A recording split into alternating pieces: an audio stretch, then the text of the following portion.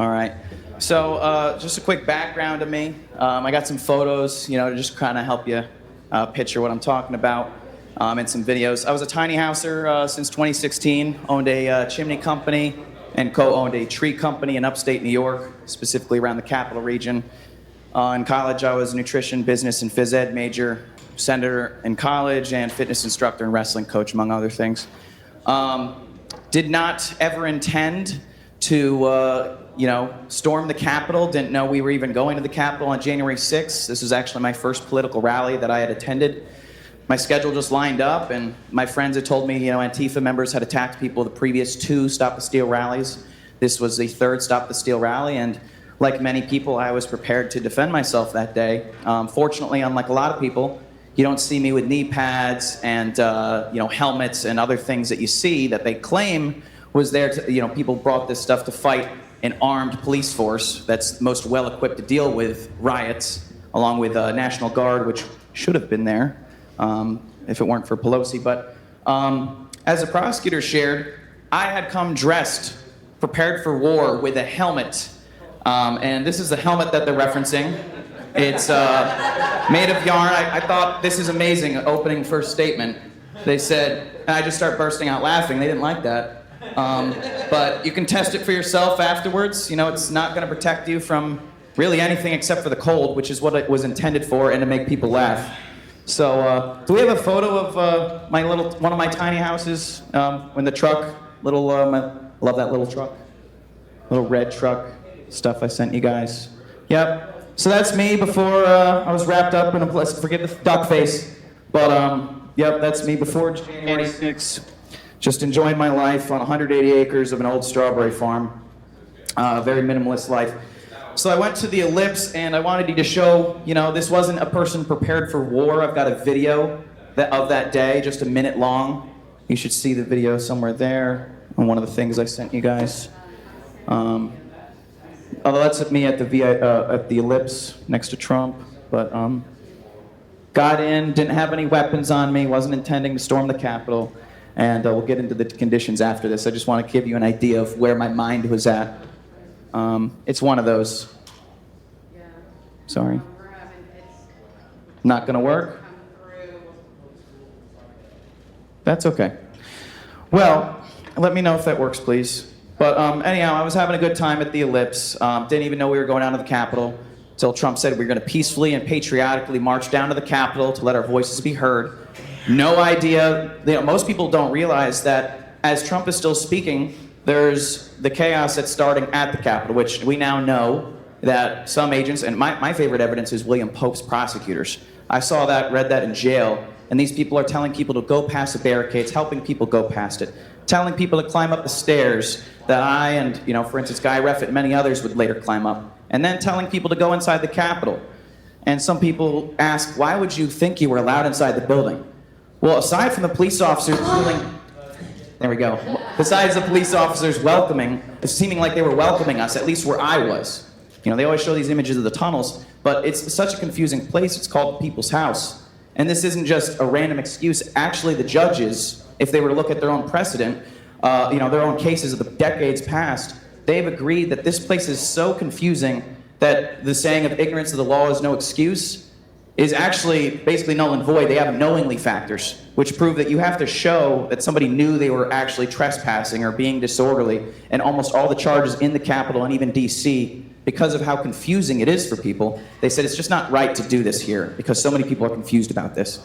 And how they get past that threshold has historically been giving dispersal warnings and telling you the code that you're breaking. When you haven't done that, it's the government's burden, historically, to do that. They've dismissed the charges. But that's just one of many examples in which they treat us differently because this is a political game that we're involved in. It doesn't feel like a game. It sucks if you're on this. We're good to go? Okay. So here, we'll start off with that video real quick of at the Ellipse. You tell me if this looks like a person ready for war, as the prosecutor said. It's about 59 seconds long. And that's me.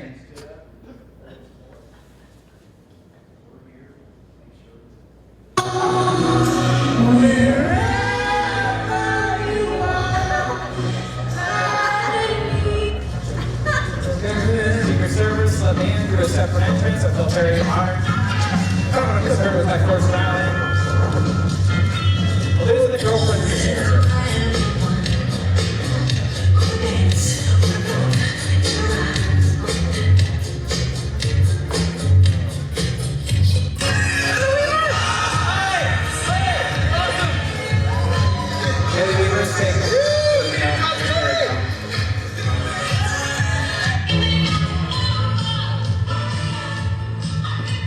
They say we're a bunch of anti-Semites there.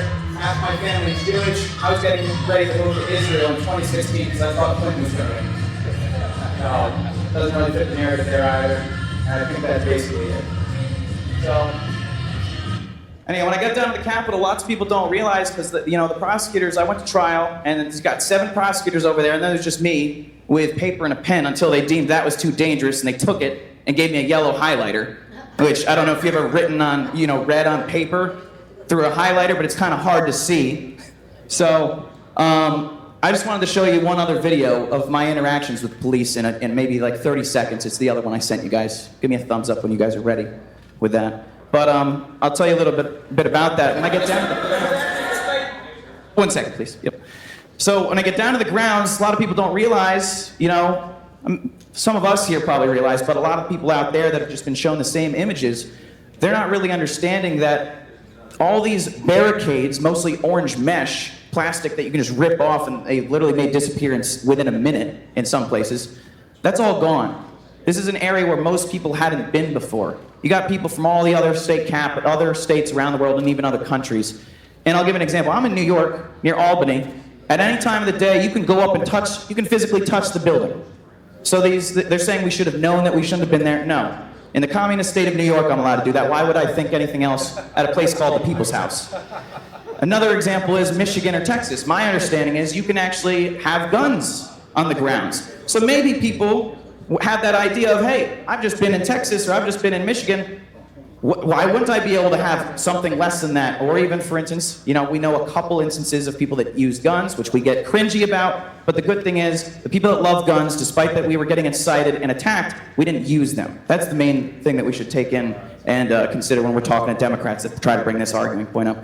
But I get to the building, I feel like we're being welcomed in, and I also consistently, out of the hundreds of officers I encountered, felt welcomed in. And I just want to show that 30-second clip. This is a Capitol officer giving me further directions inside the building, and we say, thank you very much. And there's not anybody asking. There's a cafeteria. There's a cafeteria.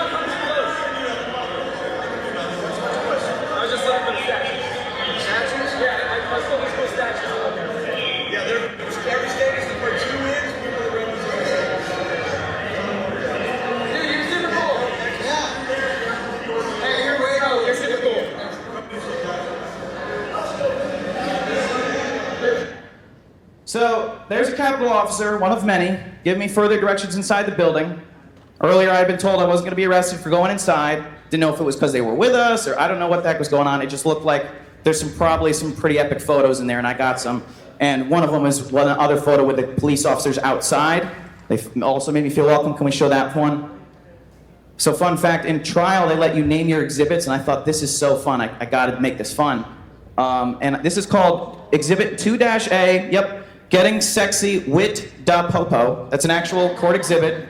The jurors smiled, even though they hate me.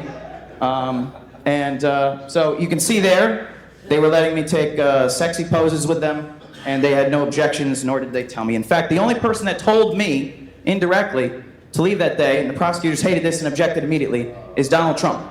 Donald Trump said, hey, everyone, we were told 6 p.m. curfew. We got that around 4:30 p.m. He says, guys, we love you, blah, blah, blah. We love the police. Time to go home. That's the only person to tell us to go home that I encountered. Anyhow, for that, I was arrested, had the FBI chased after me, originally for misdemeanor charges, kicked off of Airbnb, Uber, Lyft, bank accounts closed, people calling for your death.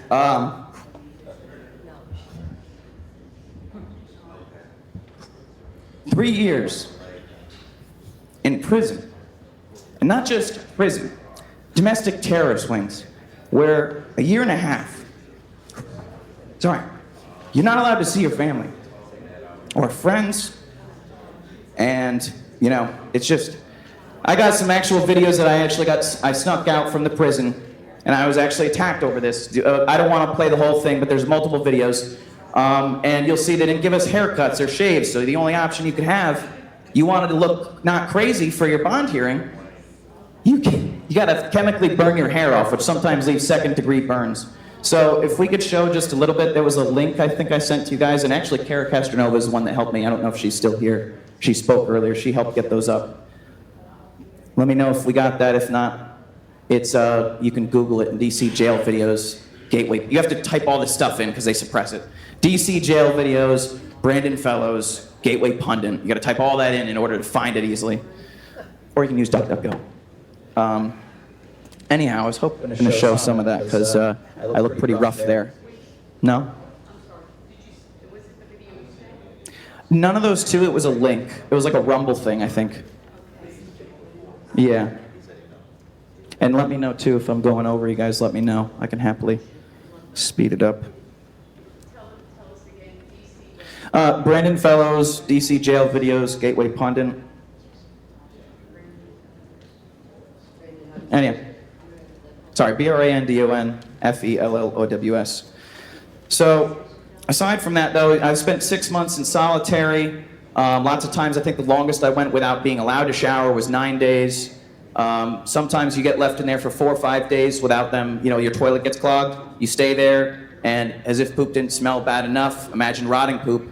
And I would just go to all and then look for the Gateway Pundit thing. Click all. Brendan Fellows DC jail videos, Gateway Pundit. That's what you have to I told you, it's suppressed. Nope, still not there. Gateway Pundit. Gateway Pundit also. Yeah, that's how annoying it is, because, you know, this actually did make a little traction online.